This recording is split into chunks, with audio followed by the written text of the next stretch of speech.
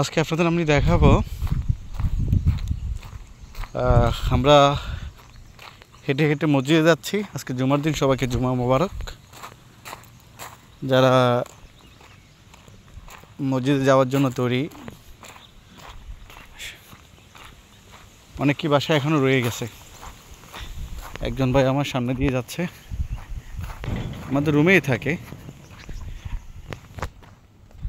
তো আমাদের বাসা থেকে মসজিদে যেতে হলে মোটামুটি আপনাকে 10 মিনিট হাঁটতে হবে। 10 মিনিট হাঁটার পর মসজিদের কাছে যাওয়া যায়।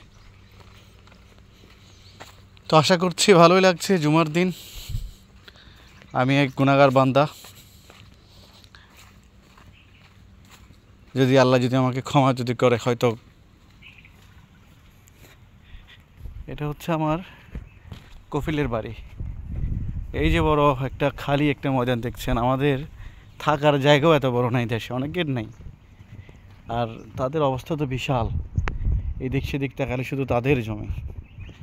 আমাদের দেশে কত কাটাকাটি, মারামারি, হানাহানি হয় সামান্য এক আধ জায়গা নিয়ে। আর এই যে একটা বিশাল একটা জায়গা, এটা একেবারেই আজকে আমি যতদিন এখানে আসছি দেখেছি এভাবেই পড়ে আছে। আর এটা হচ্ছে খের বাগান। এই খেরগুলো কেটে গরুকে খাওয়ানো হয়। এক ধরনের বাংলাদেশের মতো, এটা দেখতে বাংলাদেশেরই মতো। হ্যাঁ, চারপাশে দেখা যাচ্ছে আমরা যেখানে আছি এটা হচ্ছে একটা গ্রামগঞ্জ, আমরা গ্রামে থাকি। তো এই যে দেখতে পাচ্ছেন, এটা আমাদের দেশে আমরা অনেকে খাল বলি, অনেকে নালা বলি, অনেকে অনেক কিছুই বলি, যেই জায়গা দিয়ে যেটা ভাষা হয় আর কি। তো এই খালটা দিয়ে যখন বৃষ্টি হয় তখন প্রচুর স্রোত হিসাবে পানি যায় অনেক দূরে। এদিকে কিন্তু পাহাড়, আর এদিকে হচ্ছে সাগর। এই যে পাহাড় থেকে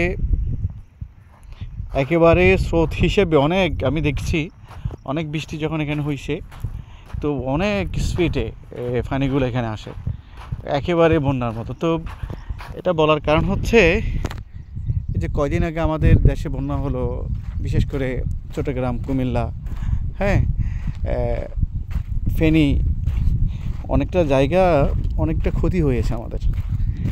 এটা আসলে মুখে বলার কোনো ভাষা নেই। অনেকেরই ক্ষতি হয়েছে, অনেক কিছু শেষ হয়ে গিয়েছে, শেষ সম্বলটুকু নিঃস্ব হয়ে গিয়েছে।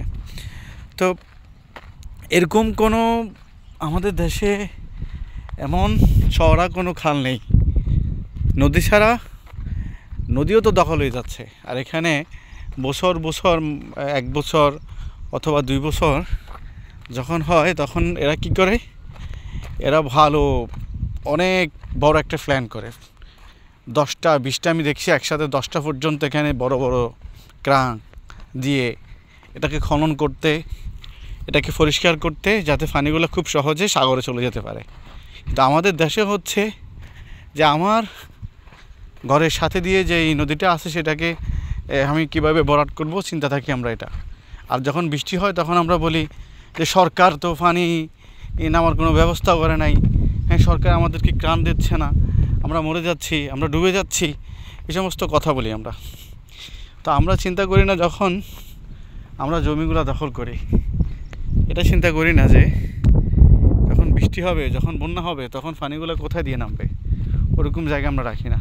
তো বিশেষ করে আজকে ভিডিওটা করার উদ্দেশ্য হচ্ছে, এই যে এত বড় দেখছেন, হ্যাঁ, যখন এখানে বন্যা হয়েছে, আমি দেখছি যারা ওমানে আছেন, মোটামুটি সুইক থানাকে থেকে শুরু করে, আলসুইক থেকে শুরু করে একেবারে সাহাম অথবা সোহার পর্যন্ত গত 2 বছর আগে যে বন্যাটা হয়েছে, যার নাম ছিল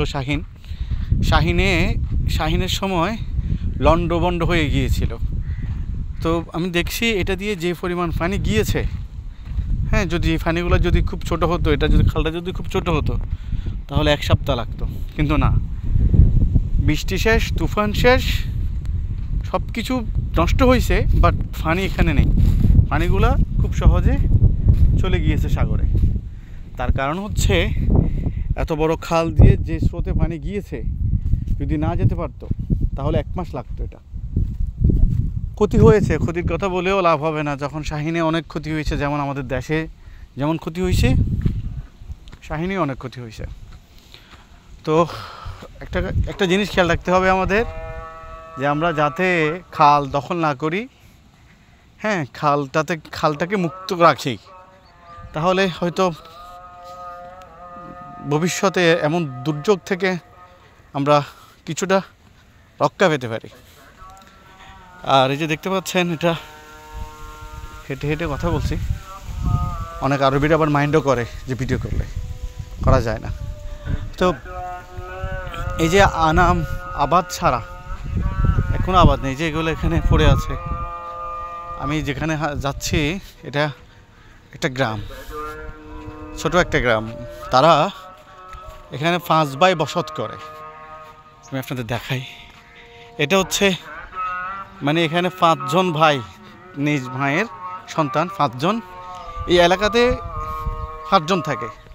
তো তাদের সমাজ হচ্ছে কয়টা পরিবারকে নিয়ে, এটা একটা পরিবার, হ্যাঁ, এই 2টা পরিবার এখানে, একটা 3টা, একটা 4টা। তো এদের ঘরেগুলো হচ্ছে এদের, মানে 5 জন ভাইয়ের ঘর থেকে যে সন্তানগুলো হয়েছে, এখন ওরা ঘর তৈরি করে নাই। তো বাট এই 5 জনের একটা গ্রাম, বিশ্বাস হবে কিনা আপনাদের, মানে এই এলাকাতে এরা 5 জনই আছে। তো বাকিরা আছে একটু দূরে দূরে।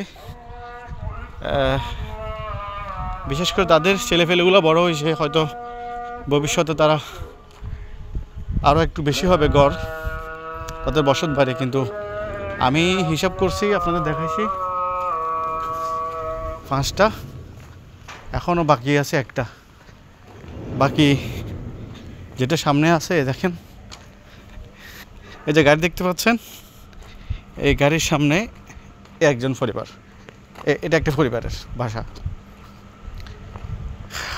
তো এই 5 জনই মিলে একটা গ্রাম।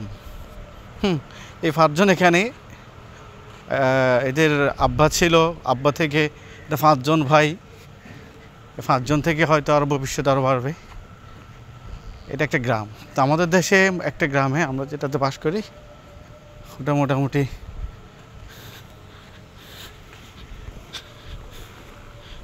গ্রাম হচ্ছে ছোটো। আমাদের দেশের থাকার জায়গা নেই, মানুষ এত বড় গ্রামে 5 জন লোকে বাস করে। আর ওখানে একটা বাড়িতে বাস করে 20 জন 30 জন। একটা বাড়িতে 20 পরিবার, 10 পরিবার, 5 পরিবার তো পাওয়া যায় না। আর এই যে দেখেন, ছাগলের মতো বাংলাদেশে যেভাবে ছাগলগুলো থাকে বিলের মধ্যে, এভাবে এই সমস্ত গাড়ির খুব বেশি একটা দাম না তাদের কাছে বা আমাদের কাছে। যদিও হয়, ওরা গরিব মানুষ, গরিব দেশের মানুষ, আমাদের কাছে অনেক দাম হতে পারে, কিন্তু এই সমস্ত গাড়ির দাদা কোনো বেশি একটা দাম মনে করে না।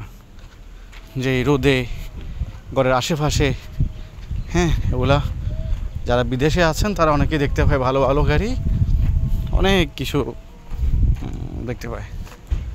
আল্লাহ হাফেজ সবাইকে। মসজিদে চলে আসছি, সবাই ভালো থাকবেন।